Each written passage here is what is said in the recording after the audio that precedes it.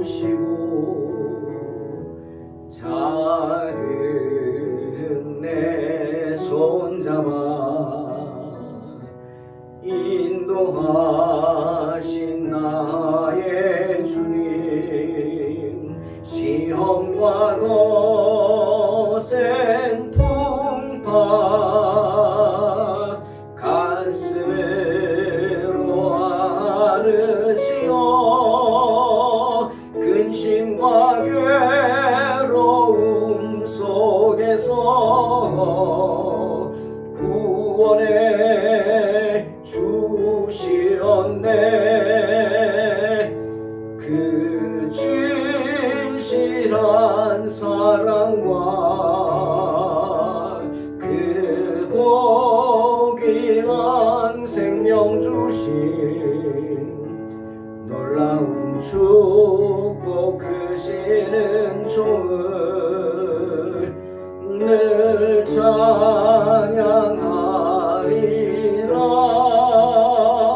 오 나의 주님을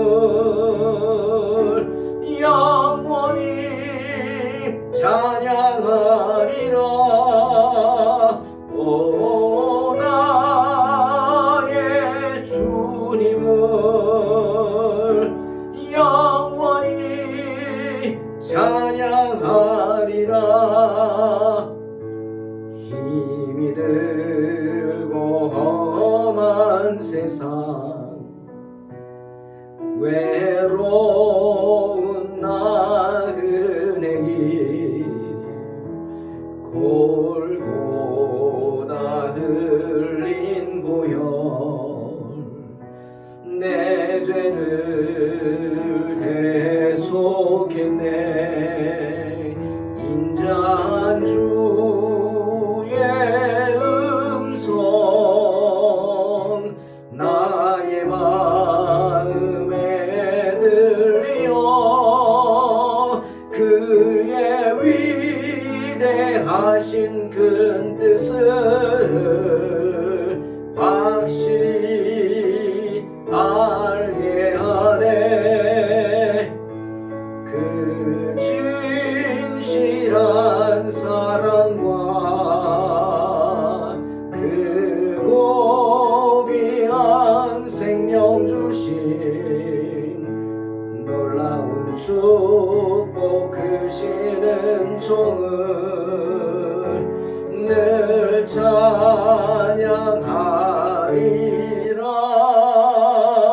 오 나의 주님을 영원히 찬양하리라. 오 나의 주님을 영원히 찬양하리라. 아멘. 갑자기 음악이 끊어져 버렸네요. 출애굽기 계속해서 19장 1절로 3절 봉독합니다. 이스라엘 자손이 애굽 땅을 떠난 지 3개월이 되던 날 그들이 시내 광야에 이르니라. 그들이 르비딤을 떠나 시내 광야에 이르러 그 광야의 장막을 치되 이스라엘이 거기 산 앞에 장막을 치니라. 모세가 하나님 앞에 올라가니 여호와께서 산에서 그를 불러 말씀하시되 너는 이같이 야곱의 집에 말하고 이스라엘 자손들에게 말하라. 아멘. 오늘 말씀을 준비하면서 그런 생각을 했습니다. 여러분은 하나님을 부를 때 어떻게 호칭하시나요? 주님, 아버지. 그런 것처럼 하나님이 나에게 어떤 존재라고 고백하는 그런 문제가 아니라 지금 내가 하나님의 내가 생각하는 어떤 하나님의 상태를 묻는 것입니다. 내가 지금 하나님을 어떻게 생각하느냐? 그걸 지금 묻는 것입니다. 저는 하나님을 생각할 때 물론 주님이시오 아버지시지만 늘 시작할 때 이렇게 기도합니다. 하나님은 어떤 분이냐? 살아계신 하나님.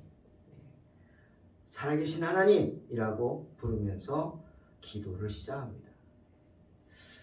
처음부터 하나님을 믿을 때 하나님은 저에게 살아 역사하시는 분이었죠. 어느 정도였냐 하면은 좀 재미있는 얘기지만 제가 결혼할 때 소망교회에서 곽선희 목사님 주례로 결혼을 했죠. 벌써 30년도 넘었는데 그때 성가대가 제가 섬기던 그 할렐루야 성가대가 축가를 해주겠다고 많은 청년들이 모였습니다. 청년 성가대였죠. 그때 총무가 물어봐요. 어떤 축가를 뭘 원하느냐? 그래서 제가 그랬죠. 나 원하는 거 하나 있다고. 뭐냐고? 살아계신 주. 그랬더니 막 웃어요. 누가 축가에 살아계신 주를 부르네요. 그래서 아니 나 꼭 그거 불러달라. 하나님은 살아계셔서 나와 역사하시고 이렇게 귀한 믿음의 자매를 만나서 결혼을 하게 하신 살아계신 하나님. 그 하나님이 나랑 함께 하심을 믿고 싶다. 그렇게 해달라고. 그래서 결혼식 축가를 살아계신 주. 살아계신 주 이걸 했어요. 그러니까 사람들이 많이 재미있어 했습니다. 좀 달랐다는 거죠. 저는 믿습니다. 하나님을 부를 때 꼭 살아계신 하나님 이렇게. 그런데 여러분 살아있다? 이게 무슨 말입니까? 살아있다는 말은 말 그대로 반응을 한다는 거죠. 반응을 한다는 겁니다. 살아계시기 때문에 나에게 응답을 하신다는 거죠. 그래서 저는 살아계신 하나님을 부르짖습니다. 하나님은 살아계시기에 나의 말에 반응하시고 내가 부르면 돌아보시고 내가 기도하면 응답하신다. 때문에 신명기 32장 9절 12절에서 모세가 이스라엘 백성들에게 여호와의 분깃은 자기 백성이라 야곱은 그의 택하신 기업이다 라고 선포한 후에 이렇게 말합니다. 하나님은 살아계시다. 많은 사람 가운데 너희를 택하신 하나님이 어떤 분인지 너희는 알라. 하나님은 광야에서 야곱을 찾으시는 분이다. 짐승의 울음소리만 들려오는 그런 황야에서 우리를 찾아오셔서 감싸주시고 보호해주시며 당신의 눈동자처럼 우리를 지켜주시는 분이다 라고 분명히 말합니다. 마치 독수리가 그 보금자리를 뒤흔들고 새끼들 위해서 막 퍼덕이면서 날개를 펴서 그 새끼들을 감싸안고 받아주고 그 날개깃으로 품어주고 그 날개 위에 엎어 나르듯이 하나님께서는 홀로 그의 백성들을 인도하시고 지켜주신다. 이렇게 분명히 말씀하시고 있습니다. 택하신 백성들에게 하나님은 어떤 분이냐? 시편 17편 8절에서도 분명히 말하죠. 시편 기자가 하나님은 나를 눈동자같이 지키시고 주의 날개 그늘 아래 감추시는 분이시다.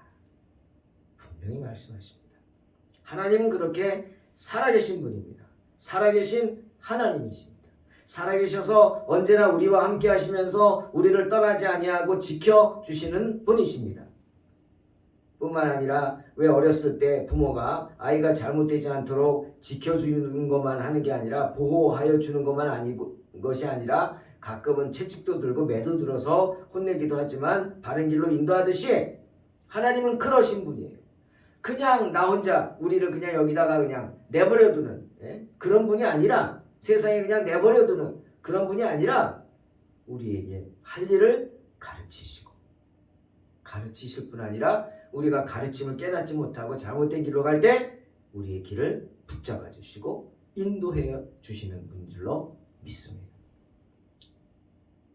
오늘 그 하나님께서 이스라엘을 택하셔서 애굽의 노예 생활에서 해방시키시고 적과 꿀이 흐르는 가나안 땅으로 부르십니다.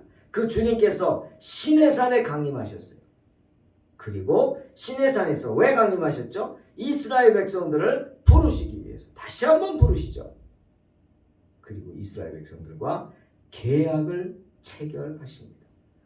이스라엘 백성들과 계약을 체결하기 위해, 즉 약속하시기 위해서, 서로 약속하고 다짐하기 위해서 하나님은 시내산에 강림하셔서 이스라엘 백성들의 다짐을 받으시고 당신이 다짐하십니다. 주의 종 모세를 통해 그들을 부르시고 그들에게 말씀하시죠. 여러분, 하나님이 어떤 곳에 강림하셨어요? 시내산이에요. 네? 물론 천국에서 사도 요한이 환상 중에 천국에 계신 주님의 모습을 보죠. 계시록 4장 2절 3절입니다. 곧 내가 성령에 감동되었더니 보라 하늘에 보좌를 베풀었고 그 보좌 위에 앉으신 이가 있는데 앉으신 이의 모양이 벽옥과 홍보석 같고 또 무지개가 있어 보좌에 둘렸는데 그 모양이 녹보석 같더라. 뭐죠? 하나님은 높은 곳에 그리고 화려한 보좌에 앉아 계시다 말하는 겁니다. 하지만 이것은 천국에서의 이야기고요. 이 세상에 하나님이 강림하실 때는 그렇지 않습니다. 우리 잘 알잖아요. 그 예가 뭐예요? 아기 예수죠. 아기 예수님 어디 나셨죠? 낮고 천한 말 구유에 나셨어요. 마구간에 태어나셨어요. 여러분, 세상에 누가 아무리 돈이 없다고 자기 자식을 마구간에서 나게 하겠어요? 네? 그런 아비가 어디 있어요? 아비라면. 돈이 없어요? 빚을 져서라도 자기 아기는 마구간에 태어나지 않게 하겠죠. 그런데 아기 예수님은 어디 나셨어요? 마구간에. 그것도 말 구유에. 누일 곳이 없어가지고 말 구유에 누이셨어요. 하지만 동방에서 별을 보고 아기 예수님께 경배하기 위해 먼 길을 찾아온 박사들은 그런 사실을 알지 못했죠. 그래서 예루살렘에 가서 헤롯 왕궁을 가서 그러고 헤롯에게 그러는 거예요. 마태복음 2장이죠. 유대인의 왕으로 나신 이가 어디 계시냐? 우리가 동방에서 그의 별을 보고 그에게 경배하러 왔다. 당연히 이스라엘의 왕이 어디 나겠어요? 화려한 궁정에 나시겠지? 그래서 예루살렘으로 찾아간 거예요. 왕궁으로 찾아간 거예요. 당연하지. 이스라엘 왕인데. 하지만 잘못 알았죠. 아기 예수님은 그런 화려한 궁전에 나시지 않았고 어디 태어나셨어요? 허름한 마구간에서 태어나셨습니다. 그것도 말구유에. 오늘도 마찬가지. 전능하신 하나님은 이스라엘 백성들과의 계약을 체결하기 위해서 화려한 그런 애굽의 궁전에서 그들이 애굽에 있을 때 궁전에 나타나신 게 아니에요. 오늘처럼 쓸모없이 버려진 불모의 사막이에요. 여러분, 시내산은요 정말 돌산이에요. 가보신 분은 알지만 황량한 돌산이에요. 나무 찾아볼 수 없어요. 정말 돌들만 있는 거친 산이에요. 황량하다는 표현이 아마 그 산을 보면 황량할 거예요. 그런 황량한 광야에 있는 높이 솟은 그 중에서 제일 높은 산이죠. 시내산 산 꼭대기에 강림하셨어요. 그 산이 시내산이라고 불린 이유는 그 산을 뒤덮은 많은 가시덤불 때문이에요. 나무가 자라지 못하니까 그냥 가시덤불들이 거기 여기저기 흩어져서 그냥 조잡스럽게 뾰족뾰족 가시덤불들이 자라고 있었어요. 이파리가 가시가 되죠. 왜? 잎이 넓으면 수분이 증발하니까 스스로 살기 위해 쪼그라들어서 가시가 된 거예요. 그 가시가 원래는 다 나무의 이파리였죠. 수분을 빼앗기지 않기 위해서. 스스로 그렇게 노력한 겁니다. 그런 황량한 광야에 주님이 강림하셨다. 참 생각해 볼 말이죠.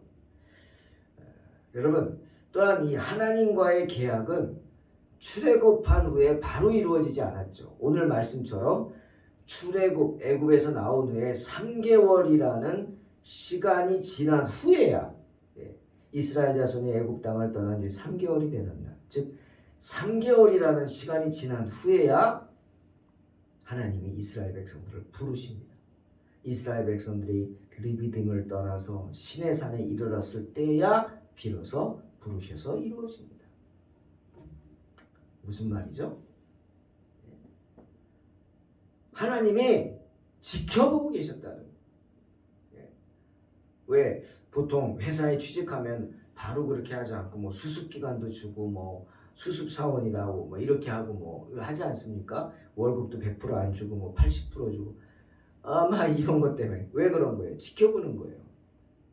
회사가 나빠서 그렇다고 생각하지 마세요. 이 사람이 여기에 맞는 사람인가 아닌가, 실제로 일하는 걸 보고 적합한가 아닌가, 그걸 판단하는 거죠.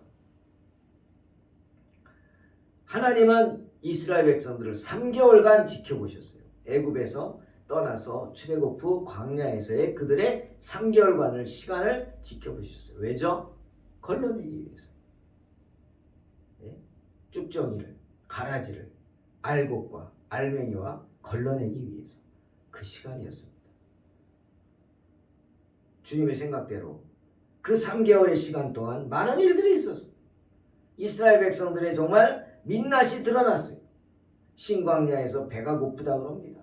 그건 이해하겠는데 고기가 먹고 싶다고 합니다. 고기가 먹고 싶다. 참 기가 막히죠. 르비딤에서 물이 없다고, 물 좀 못 마셨다고, 목말라 죽겠다고, 그리고 불평하고 원망하고 돌을 들어서 모세를 치려고까지 합니다. 그런 민낯을 다 봤죠. 뿐만 아니라 이스라엘 백성들이 이제 목숨을 걸고 싸워야 하는 그런 전쟁, 그 첫 번째 전쟁도 치르게 하십니다. 바로 아말렉과의 전쟁이었죠. 그 3개월의 시간 동안 하나님은 이스라엘 백성들의 민낯을 들여다보게 된 것입니다. 그래서 구분하셨겠죠. 너는 쭉정이, 너는 가라지야, 너는 알곡이야. 믿음을 지키고 끝까지 하나님을 원망하지 않고 주님을 바라보는 알곡들. 그 시간 동안 하나님은 그들의 문제가 무엇인지 들여다보셨고 하나님의 백성으로 세워지기 위해서 그들에게 무엇이 필요한지 돌아보셨습니다. 십계명은 그렇게 해서 나온 말씀입니다. 그렇게 문제를 파악하신 하나님이 3개월 후에야 그들을 시내산에서 산으로 부르시고 말씀을 주십니다. 자, 여기 2절 말씀 볼까요? 그들이 르비딤을 떠나 시내 광야에 이르러 그 광야에 장막을 치되 이스라엘이 거기 산 앞에 장막을 치니라. 여러분, 장막을 쳤다. 무슨 말이에요? 오래 걸렸다는, 금방 끝난 게 아니에요. 성경을 보면은 이스라엘 백성들이 한번 장막을 치면 짧게는 일주일, 길게는 2년, 3년 이렇게까지 한 곳에 머물렀다고 해요. 그러니까 이 장막을 쳤다는 의미는 뭐냐? 그냥 잠시 내일 아침에 바로 출발이야, 일찍 일어나가 아닙니다. 장막 치는데도 힘들잖아요. 거두는 것도 힘들고 한참 걸렸다는 거죠. 그런데 어디다가? 바로 시내산 앞에다가 장막을 쳤다. 실제로 모세가 시내산에 가서 40일을 있었잖아요. 즉 하나님의 백성이 되기 위해서는 시간이 필요하다. 하나님과의 언약을 체결하고 또 체결한 그 언약, 말씀의 교육을 받기 위해서는 시간이 필요하다. 여러분, 하나님과 계약을 체결하는 건 단지 우리가 옷을 바꾸어 입는 것처럼 단순한 문제가 아닙니다.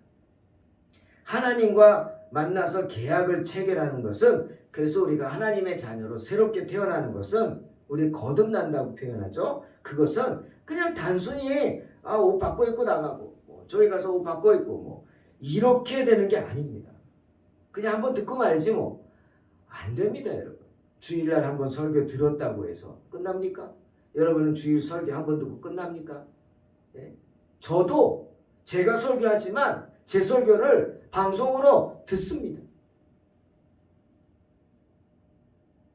그리고 제가 한 설교를 듣고 제가 아멘합니다. 왜? 그래야 된다고 저는 생각해요. 제가 은혜를 받아야 되거든요. 그죠?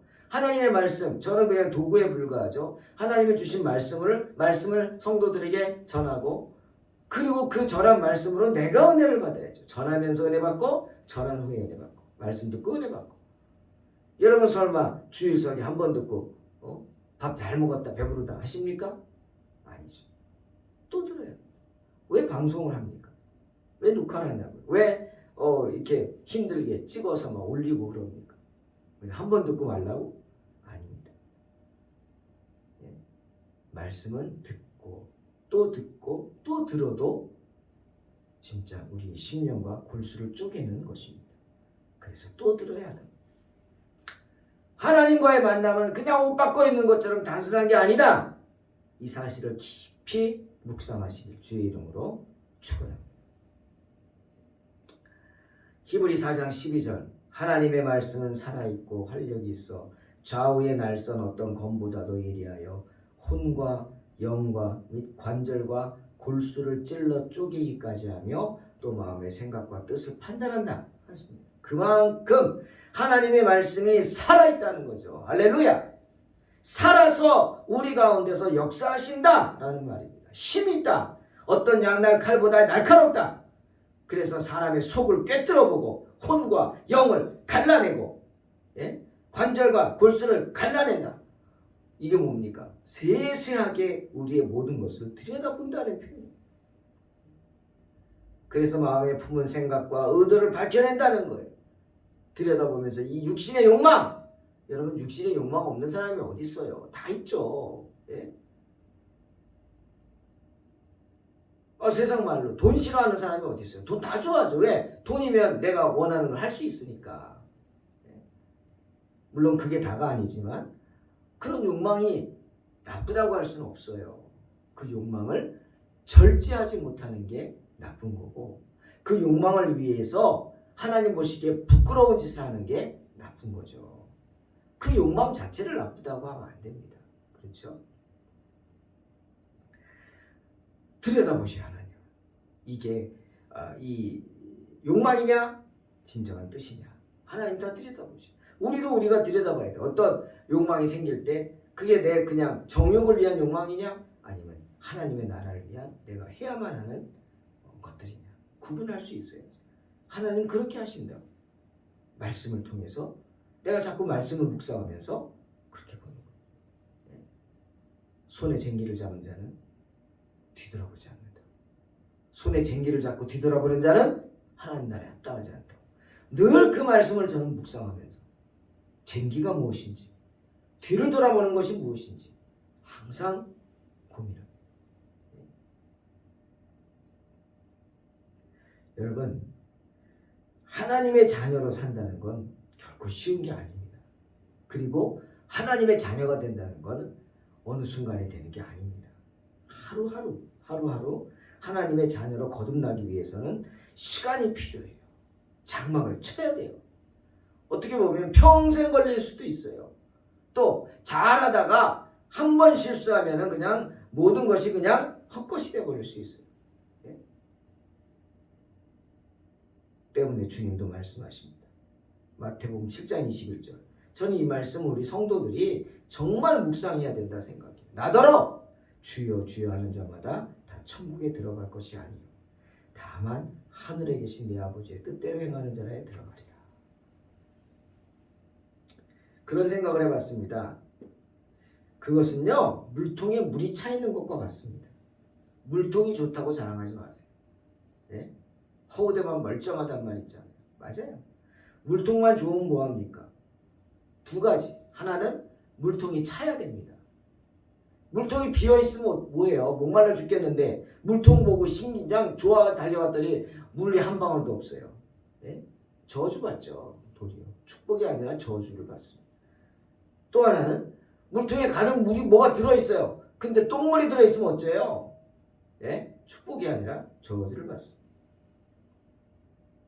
여러분이 만나는 사람에게 여러분이 축복을 받으려면 물통에 물이 가득 차야 되고 그것도 똥물이 아니라 신선한 물이 가득 차야 되는 줄로 믿습니다. 물통 아름답지 않아도 돼요. 화려하지 않아도 돼요. 그냥 새지만 않으면 돼요. 튼튼하면 돼요. 크면 돼요. 네? 많이 들어가 있으면 얼마나 좋아요. 기억하시기 바랍니다. 또 한 가지 더. 주님의 능력을 행했습니까? 그렇죠. 저도 뒤돌아보면 주님의 능력을 많이 체험하고 또 많이 행했습니다. 하나님의 능력도 많이 행하고 죽어가는 영혼이 살아나는 것도 보고 기뻐하는 거 보고 마지막 임종을 하면서도 그 얼굴에 기쁨이 가득하며 그 죽음을 기쁨으로 받아들이는 사람의 모습도 보고 정말 목사로서 하나님 앞에 뜻깊은 일, 정말 내가 너무나 감사한 일도 많이 했죠. 하지만 그렇다고 해서 다 천국에 갑니까? 한번 능력 행했다고? 아니요. 끝까지 지켜야죠. 그건 끝까지 지켜야 돼요.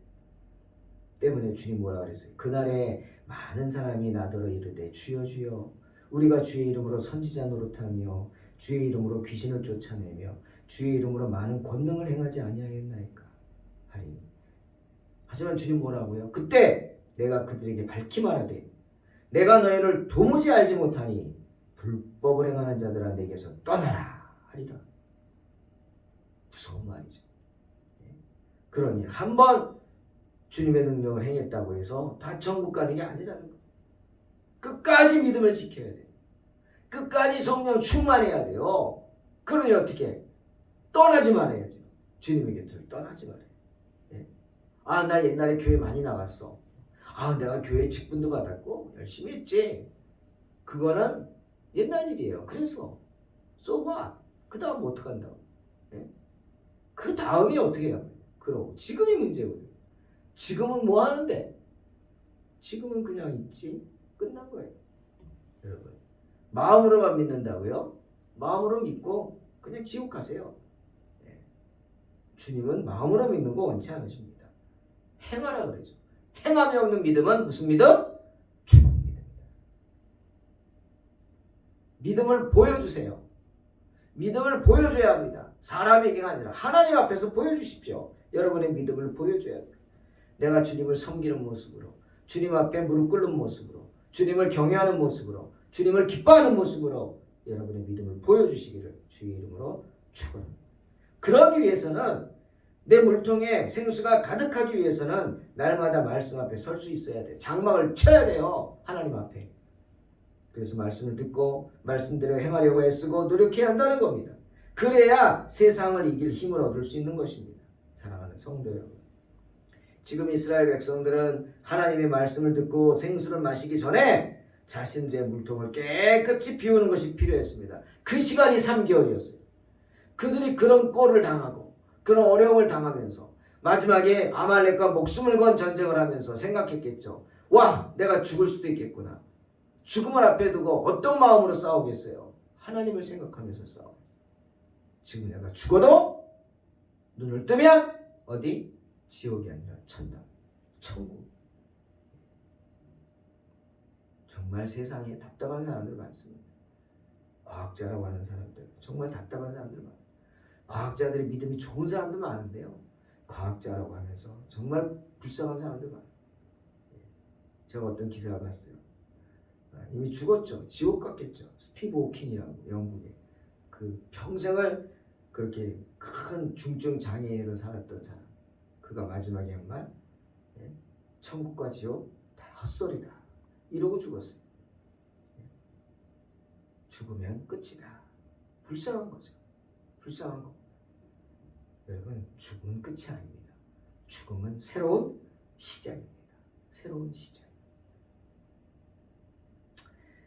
이스라엘 백성들은 이제 살아계신 하나님 앞에 서서 말씀을 기다립니다. 주님은 우리를 생수로 채우기 위해 언제나 우리를 시내산으로 부르시죠. 그 부르심에 순종하는 자만이, 그래서 말씀 앞에 설 수 있는 자만이 주님이 주시는 복을 누릴 수 있고 영생을 얻을 수 있습니다. 언제나 주님의 부르심에 순종하여 주님 앞에 장막을 치는 복된 성도들이 되시기를 주의 이름으로 축원합니다. 기도하겠습니다. 하나님 감사합니다. 언제나 주님 앞에 서는 복된 성도들이 되게 하시고 주님을 바라보며 끝까지 말씀을 붙잡는 믿음의 성도들이 되도록 축복하여 주시옵소서. 오늘도 우리에게 승리를 주시는 주님의 이름으로 예수 그리스도의 이름으로 기도하옵나이다. 아멘. 믿음으로 승리하시기 바랍니다.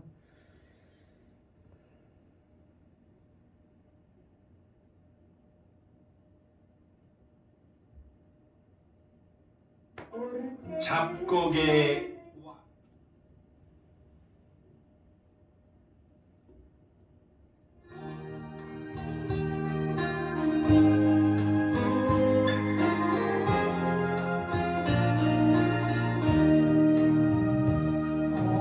어두운 밤길에서 밝은 빛을 주시고 작은 내 손잡아 인도하신 나의 주님 희망과 거센풍과 가슴으로 안으시어 근심과 괴로움 속에서 구원해 주시었네. 그 진실한 사랑과 그 고귀한 생명 주신 놀라운 축복 주시는 종을 늘 찬양하리.